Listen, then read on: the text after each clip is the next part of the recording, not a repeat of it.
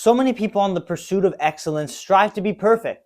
They want to be perfect. They want everything to go exactly according to their plan, and they want to live and act in the best way possible. And that can be a trap and a little bit of a trick.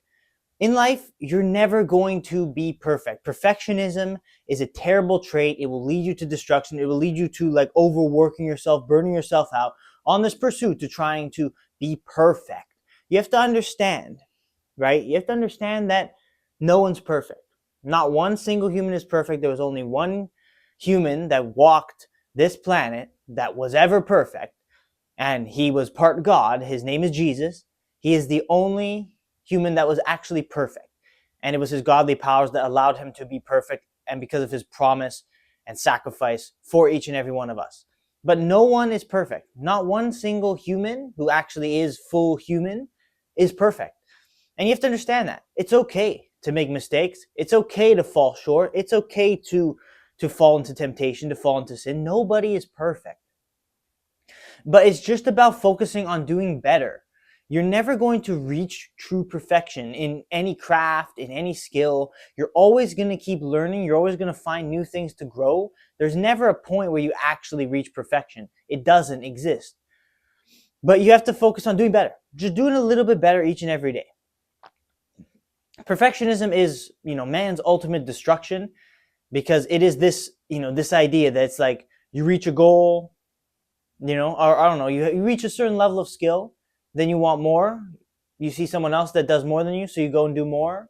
You go and reach another level of skill, then you reach another level of skill, and then you just run yourself into the ground, trying to get to the highest level of excellence, of perfection. You run yourself into the ground.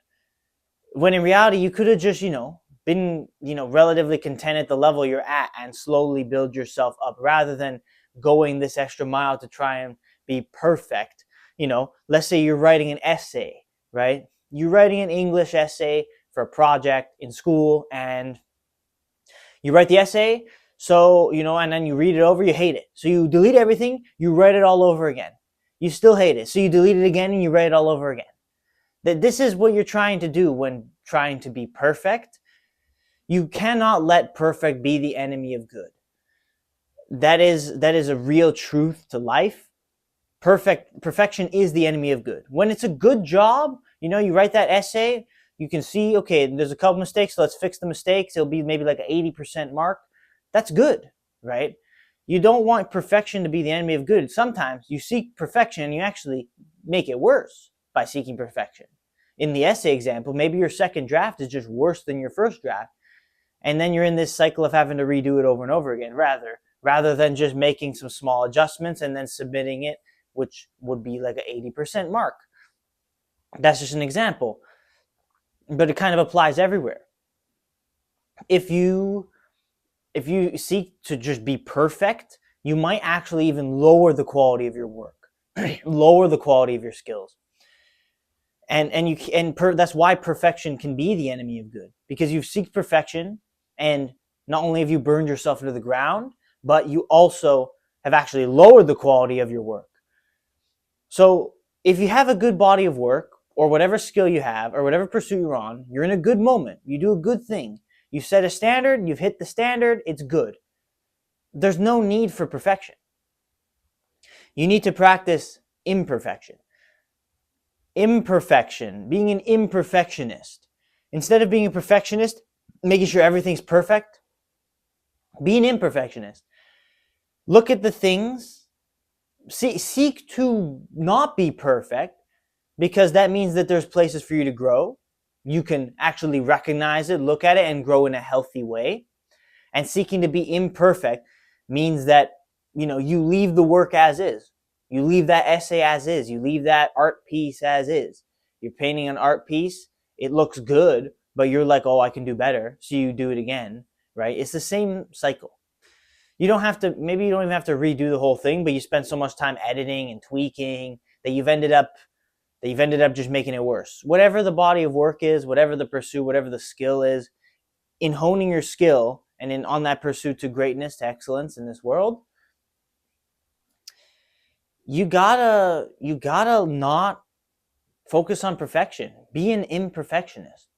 That's a good quality to have, because an imperfectionist, instead of looking at a mistake and saying, "Oh, I have to fix this right now because I have to be perfect. It's all got to be good," right? Instead of looking at that, an imperfectionist looks at a mistake and is like, and is true to themselves. You'd be like, yeah, this is amazing, right? This is amazing that I've made this mistake, because this is a great moment to grow. This is a great place to grow and get better and improve myself. The imperfectionist mindset versus the perfectionist mindset is exactly that. Imperfectionists will make a mistake and see it as a good thing, see it as a positive thing, because it facilitates growth. Whereas a perfectionist makes a mistake and then feels like crap, feels all over the place, overwhelmed, all this stuff, because they want to try and fix it to make it perfect. Calm down, right? You know what I mean? Like, take a deep breath in. Whenever you make a mistake, always know it's a good thing. It's a good thing for you to learn and grow. The only bad thing is if you make the same mistake over and over and over again, you don't learn from it. You have to be careful. But you don't want to focus on perfection, because perfection is truly unattainable for any human being, unless you are God, unless you are Jesus Christ. So understand that. This is actually like a concept I kind of came up with today, and I'll explain why. I'm sure I didn't come up with it. Obviously, many people talk about this on the internet, but it's one that I decided to talk about today for this reason. Basically, I wake up early in the morning, right? I get up at 6:30. I get out. I do a workout, and then I get into my day, right? That's my plan for most mornings. Sometimes I take too long. Sometimes I take too long to get up. I wake up at 6:30. I make it downstairs. I sit on the couch, and then I'm lazy, and then I wake up, all of a sudden it's 8 o'clock. I've just dozed off on the couch for a little bit instead of getting straight into the day.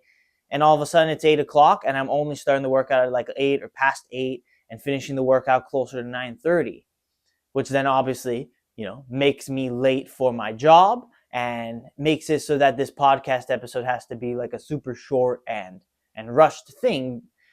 It's not, because whenever I have my rushed episodes and it's like a quicker episode and I'd be like, I have to get out of here quickly, it's not necessarily because of just not having enough time. It's because I wasted an hour when I was awake early and I should have started the workout, but I dozed off and couldn't make it happen. So then today, I was faster. I wasn't as fast as I wanted to be, but I was faster. I started my workout at like 7:40. Instead of 8, 8:10, I started like half an hour earlier. That's a good thing, right? You can look at that in two ways. You can look at that and be like, okay, you're still not getting up and doing the workout right away, which is bad. You can look at it like that. That's the perfectionist mindset. It's got to be perfect. Or you can look at it like, this is a good improvement. This is a good improvement. I saved half an hour of time. I now have more time to actually sit down and record this episode. You can look at it in both ways. The way that benefits you more is understanding that it's not going to ever be perfect. You can just slowly get it better, but it's never going to be perfect, especially not on a consistent basis, because again, waking up early is hard, right? Like, I have to push through all of my tiredness, all the temptations to make it happen. Sometimes it takes too long to push through. Other days it's a better day, and today was a better day, especially when I don't get a lot of sleep like last night.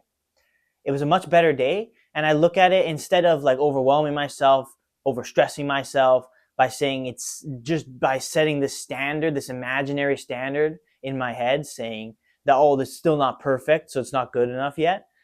You can instead be at peace and understand, no, I saved half an hour of time. That's a good thing. We started this day in a good way, in a better way than yesterday, and we're going to win the day.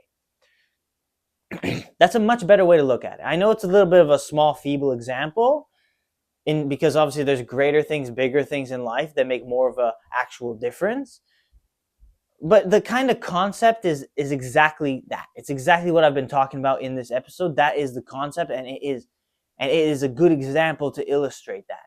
That so many times, you make a small improvement, but you say it's not good enough. It's not a good enough improvement. That's crazy, right? That's crazy. I've improved, but it's not a big enough, not a good enough improvement to satisfy my desires. And that's where you fall into that spiral of perfectionism. And that's where that spiral can kind of just lead you to your own destruction, overwhelm, etc., etc., etc. Instead of just recognizing, No, it's a small improvement, and the small improvements are super good. You only need to focus on getting just a little bit better. You don't have to, you know, transcend the laws of the universe to make it from the guy that's making all these mistakes to the guy that's completely perfect. It's not possible. It's never going to happen. So stop setting that standard for yourself. Set a lower standard for yourself. Understand that small improvements are still improvements all the same, and it's a good positive thing. You can win more days in your life. And that is the entire concept, the entire scope of this lesson, of this episode, is to talk exactly about that.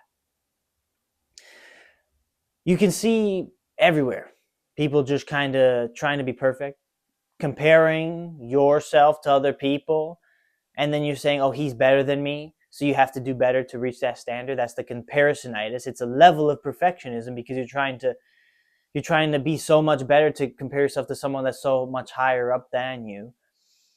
And it's like, again, it just leads to your own destruction. It leads to you being inside of your head all the time.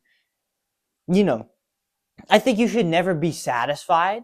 Like, never be satisfied with your life. Always seek to make those incremental, slow improvements. Like, always find something you can better yourself in. Because the moment you're satisfied, you start to stagnate, and then there's no growth, there's no actual fulfillment in that. But what I would say is, instead of being satisfied, don't be satisfied at the bigger picture, right?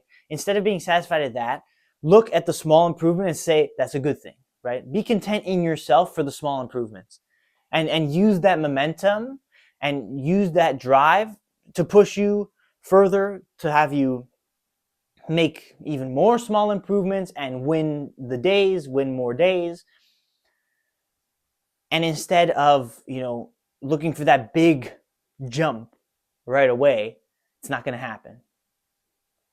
So don't let perfect be the enemy of good. Focusing on perfection can lead you to destruction. It can lead you to actually being worse at what you do, because you've jumped through all these hoops, made all these changes to try and be perfect, and you've actually made the situation worse. You've made your skills worse. You've made your body of work worse. That's a possibility. That can happen. Comparing yourselves to others and trying to reach their goals when you're on a different path is also a bad thing. So focus on being imperfect. Understanding that mistakes are a good thing. Not that they're like destructive to you. Understand that they're a good thing, and understand when you make small improvements that is still a good thing, and you should cherish that and use that momentum to keep you moving forward. Never be satisfied. Always seek to make those small improvements, but understand that it does not have to be something crazy big, and perfect isn't the goal. It is just being a little bit better every day. That's the goal. Just being a little bit better every day. Win more days than you lose, because we will lose days. That's inevitable. And we will fall into temptations. It's inevitable. But win more days than you lose, and don't be satisfied, but don't beat yourself up either. I think that's a good way to put it, a good way to explain it. Don't be satisfied with, the small incremental growth, but don't beat yourself up for it either. Look at it as a good thing still. Don't be content and don't stop the momentum just because you made a small improvement. In the grand scheme of things, a tiny improvement really isn't that much, but in terms of a way to reframe your mind so that you're not constantly seeking for perfection, the small improvements are super, super important. So take a look at that. Understand that you're not going to find fulfillment and satisfaction in your works. Understand that you're only going to find that in God and belief in Jesus Christ. You will not find it in your works. There will always be that hole, that gaping hole. So understand that perfect is only in the place for God. God is the only perfect being in this world. You don't need to be perfect. Jesus died for your sins so that you can trust in him, but you will make mistakes and you will fall. That's the whole point of the Christian faith. So you don't have to be perfect. Don't put so much pressure on yourself to be perfect. Instead, look for small growth, incremental improvements, and seek to do just a little bit better each and every day.